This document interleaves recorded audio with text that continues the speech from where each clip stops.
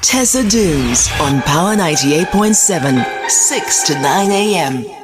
It's 6:22. You're on Power Breakfast with Tessa Dooms, and our first conversation this morning is the check-up that we've been doing on what's happening with our troops coming out of the DRC.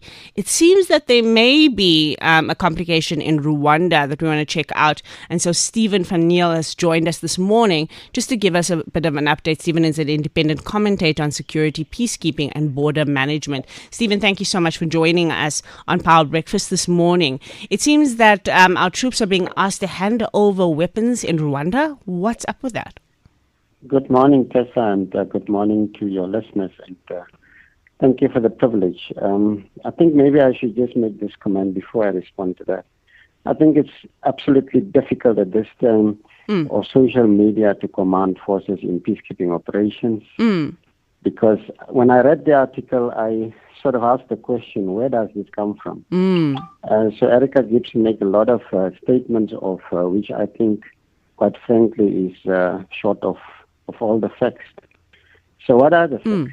The facts are that the chiefs of defense forces in the SADC region who are contributing to the mission signed an agreement on the 28th of March with the rebel movements in the DRC.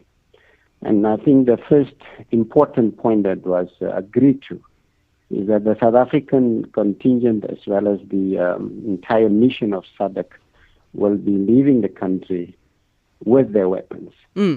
Now, when I read the article, she indicated that this is not the case and weapons must remain behind, which is not this. Only the the DRC forces that is to keep their weapons. So none of the weapons that is being alluded to is to remain in the Congo.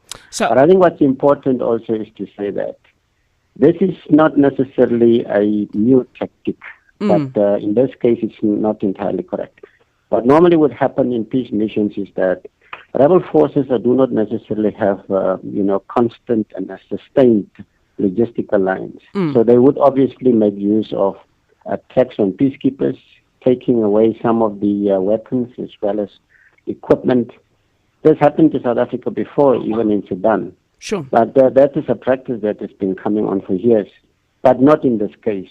I further read into the article that there is an escort that is to escort, which is normal practice because these guys would probably be in buses transported from where they one part of a country to another, Yes. No, and I mean, I think it's interesting to hear that distinction between the DRC and the peacekeeping mission in earnest, especially the South African troops, and how they are or aren't affected by this. But just to your point, what is the protocols around this? Is it a matter of journalists are just getting information on the ground and can report it at will, or are there some checks and balances around reporting when you're trying to extract troops? Because, like you're saying, I think you're alluding to the fact that it may actually jeopardize these missions. Yeah, absolutely. And I think I started off by the point making that this is very difficult times for any military commander to command forces because social media is so all over the place, and obviously these things are shared and not entirely correct because, at the level that she was reflecting on, troops on the ground, obviously these guys would not know the operational plan in detail. Operational plans are at a much higher level of those who are sharing communication back home. And they might be, in most of the time, a little bit in the dark. Not necessarily dark, not knowing what is happening or there is nothing happening. But dark in a sense that some of these operational plans, the very nature of military operations is that you need to keep them in such a way that, it doesn't go out and you put your troops at harm's way.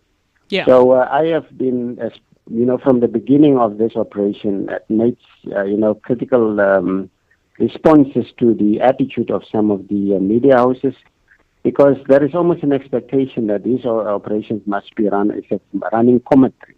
For everything that is happening there, South Africans need to know. This is not how the nature of military operations work. And it's not only in South Africa, it's worldwide, it's universal. You don't find this in other countries where you would find Tanzania's troops there, Malawi's troops there, but you don't see this response from the public back in those two countries. Very, very interesting point of view there.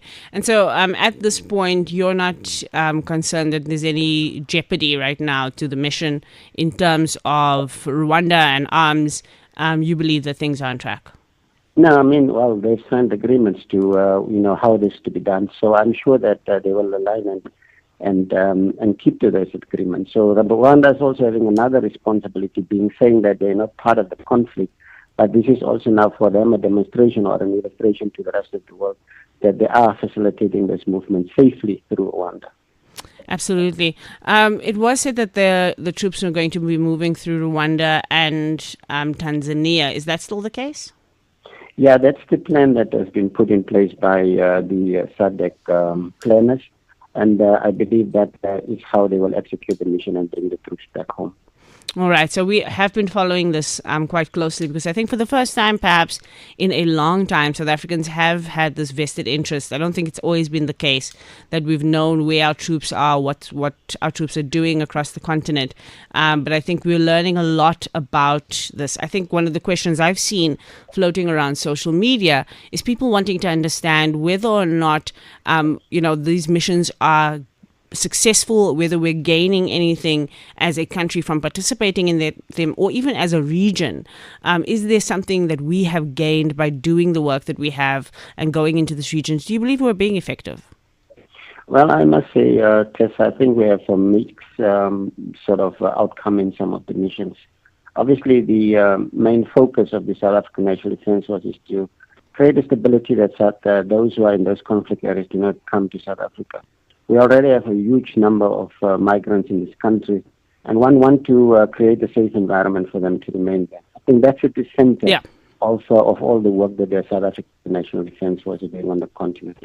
And I really thank you for making that connection, because one of the things around migration management isn't just about strong borders, it's about a strong Africa, it's about a safe Africa. Absolutely. And the more we have countries that descend into war, into chaos, and are allowed to become unlivable or ungovernable for people, the more we have the risk of having more migrants looking to South Africa as a place for shelter. So we do have a role to play in the rest of the continent, if not for their sake, for ours. Thank you so much, Stephen van Neel, for raising that one for us. And of course, we will keep our eyes and ears on the ground when it comes to these kinds of matters.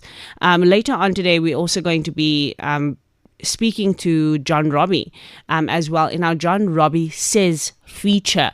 And it's always good for us to reflect on what's happening in the world from different perspectives. And so if you are going to be joining us just after the 7 o'clock hour, you'll hear the voice every Monday of the legendary John Robbie.